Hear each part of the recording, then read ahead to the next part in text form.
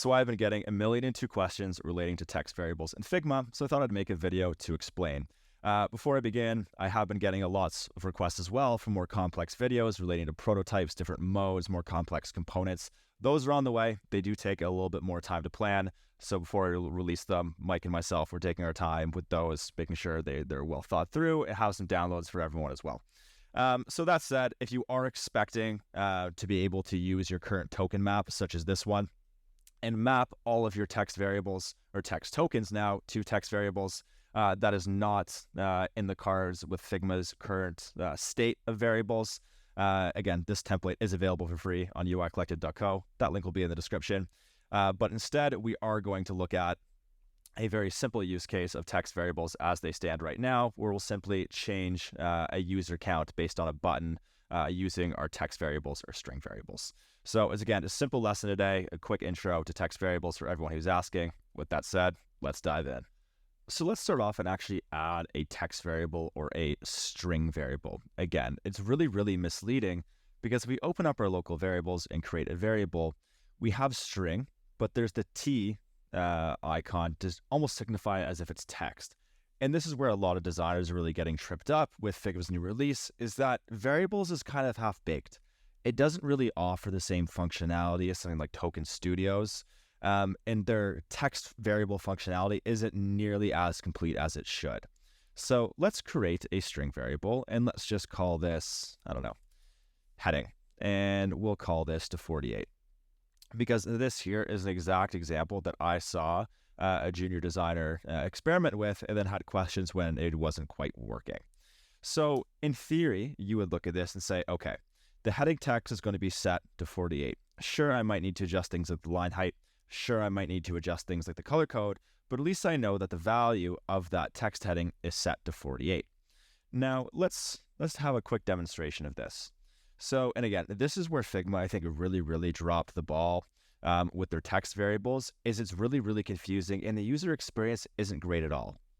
So what I'm going to do is let's just put in some sample text and say, welcome to UI Collective. So here we have some base text, and right now it's set to enter regular 12. And my first response would be, as again, after working with variables for some time, would be to hit the apply variable. And a lot of junior designers, those not experienced with with variables, are making this exact same mistake. So they type some text and apply a variable with the hope that it changes the variable and applies the proper text size. However, what it actually does is it changes the text itself set to 48. So it's not actually changing the size of the font or any other of these items here, but it's really just changing the text itself. So when you're working with token maps like this one here, which again is available for free to download on uicollective.co, you don't have the option to set variables for all of these different items. When working with text variables, all you have the option to do is change the text itself.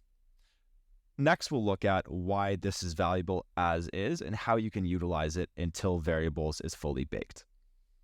Text variables are good for within Figma right now is for interactive prototypes. So you're not applying the variable styling, but you're changing the text based on an action in a prototype.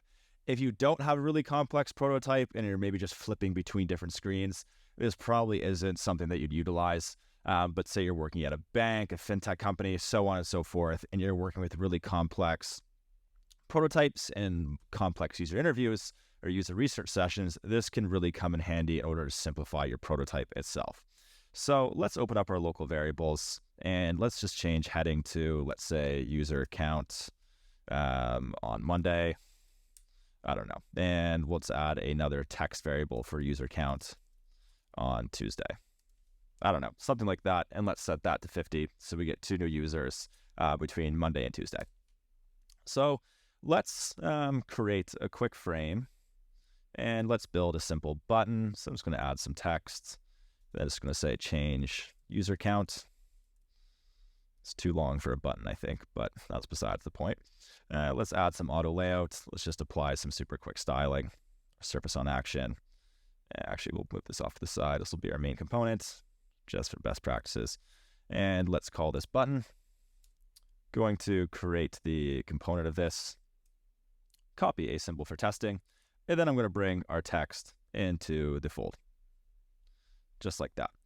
So now what I'm going to do is that make a prototype so that when I hit this button, our variable changes from our user count on Monday, which is 48, to our user count on Tuesday, which is 50.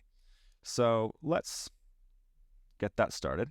So let's add an interaction, again, to the symbol of our button that states that if, when pressed, the user count on Monday will change to the user count on Tuesday. It's really that simple. So let's have a quick preview of this. Let's, actually, maybe we'll just present it just so I can zoom in. There we go. So again, when I press this button, the user count on Monday changes to the user count on Tuesday. So what text variables are used for right now in Figma is really just to simplify your prototype, not necessarily the tokens associated with it. So if you are working with more advanced prototypes, I hope this lesson helps and shows you how you can use text variables as they are now to, again, improve your experience when building your prototypes. And this is your friendly reminder to sign up for uicollective.co for all our design system and Figma training and more. We have our design system coming soon, so be sure to join the waitlist for that. It's the best design system you'll ever download, bar none, and you'll get access to sweet free templates like the ARC token map as shown in the video. Hope to see you online.